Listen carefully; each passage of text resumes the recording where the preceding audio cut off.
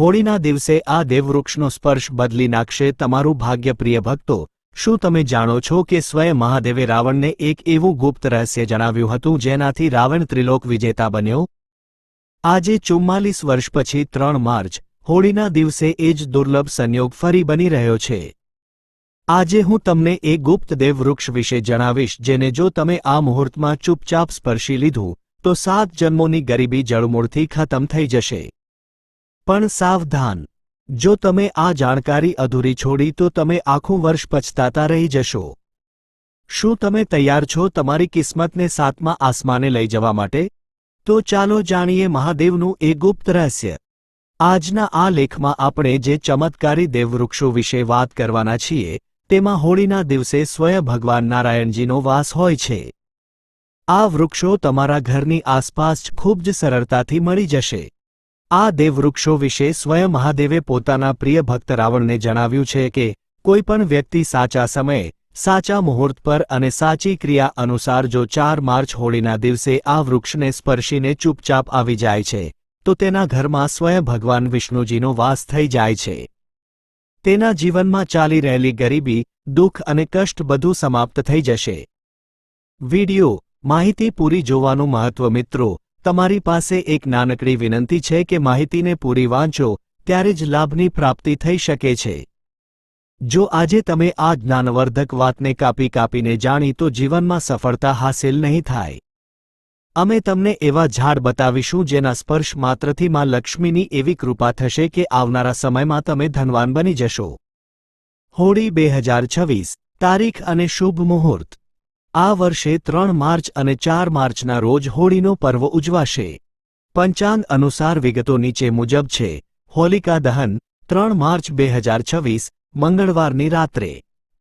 ફાલ્ગુણ પૂર્ણિમા તિથિ પ્રારંભ 3 માર્ચ સવારે 5:07 વાગ્યે. તિથિ પૂર્ણ 4 માર્ચ બપોરે 4:49 વાગ્યે. ભદ્રાકાળ 2 માર્ચ સવારે 5:06 થી 3 માર્ચ સવારે 5:28 સુધી. આ સમયે દહન ન કરવું. હોલિકા દહન શુભ મુહૂર્ત 3 માર્ચ સાંજે 5:55 પછી. ધૂળેટી રંગોની હોળી 4 માર્ચ 2026. ચંદ્રગ્રહણ 3 માર્ચે બપોરે 3:20 થી સાંજે સવારે 6:47 સુધી. ભારતમાં દેખાશે નહીં, તેથી સૂતક પાળવું જરૂરી નથી. ચમત્કારી દેવવૃક્ષો અને તેમનું મહત્વ. શાસ્ત્રોમાં વૃક્ષોને ભીમાદેવીનું સ્વરૂપ માનવામાં આવે છે. વિજ્ઞાન પણ કહે છે કે વૃક્ષો આપણને ઓક્સિજન આપે છે અને નકારાત્મકતા શોષી લે છે. ભગવાન શ્રીકૃષ્ણે ગીતામાં કહ્યું છે, વૃક્ષોમાં હું પીપળો છું. 1. બિલીનું વૃક્ષ. બિલ્વ વૃક્ષ ભગવાન શિવને અત્યંત પ્રિય એવું બિલીનું ઝાડ માતા પાર્વતીના પરસેવાથી ઉત્પન્ન થયું છે. સ્કંદ પુરાણ મુજબ મૂળમાં, ગિરિજા માતા થડમાં, મહેશ્વરી શાખાઓમાં, દક્ષાયણી પાંદડામાં, પાર્વતીજી ફળમાં, કાત્યાયની સંપૂર્ણ વૃક્ષમાં માં લક્ષ્મીનો વાસ છે. શું કરવું? 4 માર્ચ હોળીના દિવસે સંધ્યાકાળે બિલીના વૃક્ષ નીચે ઘીનો દીવો પ્રગટાવો અને નીચેનો મંત્ર બોલીને વૃક્ષને સ્પર્શ કરો. દર્શનમ બિલ્વ વૃક્ષસ્ય સ્પર્શનમ પાપનાશનમ અઘોર પાપ સંહારમ. 1 બિલ્વમ શિવાર્પણમ. 2. શમીનું વૃક્ષ. શમીના વૃક્ષને સાક્ષાત જગદંબાનું સ્વરૂપ માનવામાં આવે છે. જો તમે 4 માર્ચ હોળીના દિવસે સંધ્યાકાળે શમીના વૃક્ષ નીચે ધૂપ અને દીવો પ્રગટાવો છો તો તમારી બધી પરેશાનીઓ અને કષ્ટ દૂર થઈ જશે.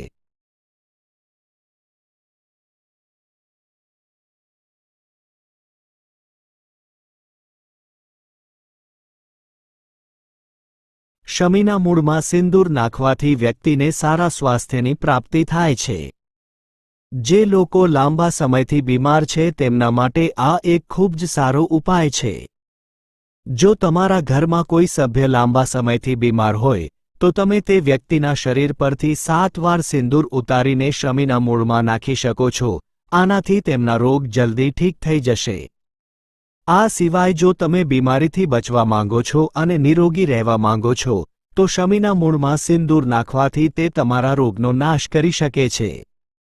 તમારે 3 માર્ચ હોળીના દિવસે શમીના વૃક્ષને સ્પર્શીને પોતાની મનોકામના બોલવાની છે.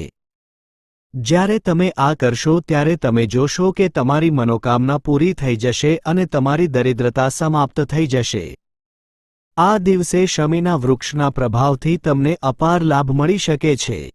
પીપળાનું ઝાડ, પવિત્રતા અને પુણ્યનો સ્ત્રોત. હવે આગળનું ઝાડ છે પીપળાનું ઝાડ. હિન્દુ ધર્મમાં તેને અત્યંત પવિત્ર માનવામાં આવે છે. તેને વિશેષ રૂપે ભગવાન શિવ અને વિષ્ણુ બંને સાથે જોડવામાં આવે છે. પીપળાના ઝાડની પૂજા કરવાથી પાપોનો નાશ થાય છે અને પુણ્યની પ્રાપ્તિ થાય છે. હોળીના દિવસે પીપળાના ઝાડ નીચે બેસીને ધ્યાન કરો અને ત્યાં સફાઈ રાખો. પીપળા નીચે દીવો મૂકવો અને પૂજા કરવી વિશેષ રૂપે લાભકારી છે. પીપળાના વૃક્ષને 108 વાર ઓમ નમઃ શિવાય નો જાપ કરતા પ્રણામ કરો. ધ્યાન રાખો કે પીપળાના ઝાડ નીચે ક્યારેય પણ રાત્રે સૂવું જોઈએ નહીં. પારિજાત, સાક્ષાત દેવવૃક્ષ અને લક્ષ્મીનું પ્રતીક. હવે વાત કરીશું પારિજાતના વૃક્ષની. આ કોઈ સાધારણ વૃક્ષ નથી.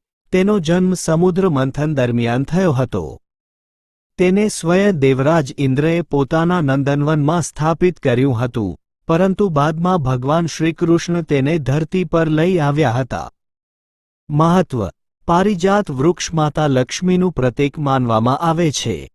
હોળીના દિવસે આ વૃક્ષને સ્પર્શ કરવો અને તેની પૂજા કરવી અત્યંત શુભ છે. ઊર્જા: જો તમે થાક, પીડા અથવા નબળાઈ અનુભવી રહ્યા હોવ તો સંધ્યા સમયે પારિજાત વૃક્ષના સ્પર્શ માત્રથી નવી ઊર્જાનો સંચાર થાય છે. ઉપાય: પારિજાતના 5 ફૂલ લઈને તેમને સૂકવી લો અને પીળા કપડામાં બાંધીને તિજોરીમાં રાખો.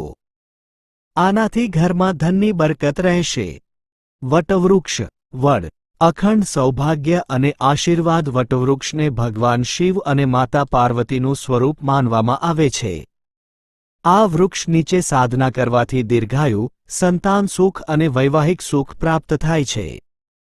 વિધિ: હોળીના દિવસે વટવૃક્ષના મૂળમાં દૂધ અને પાણી અર્પણ કરો.